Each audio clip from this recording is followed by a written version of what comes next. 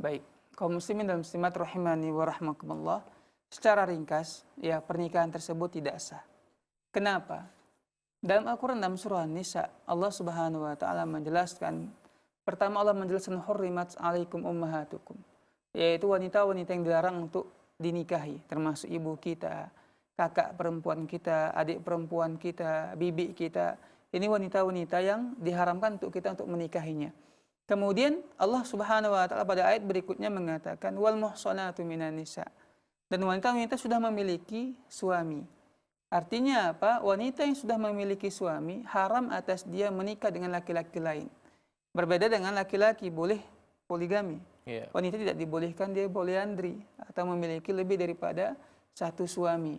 Ya, kalau laki-laki pria memang ada. Jadi Allah Subhanahu wa taala berikan kemudahan ataupun kebolehan rukhsah bagi para pria.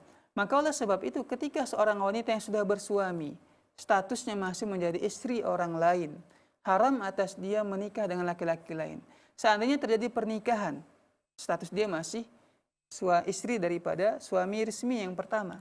Maka pernikahan yang kedua ini pernikahan yang batil. Haram hukumnya, kemudian tidak sah hukumnya. Maka kalau seandainya mereka terus bersama, maka seperti mereka itu berzina. Jadi bagaimana kasus si ibu ini yang dia si suaminya sakit parah, tak bisa memberi nafkah lahir maupun batin. Maka dia harus menggugat cerai kepada pengadilan, gugat cerai. Atau dia minta kepada suaminya untuk menceraikan dia secara baik-baik. Ya dengan lisannya.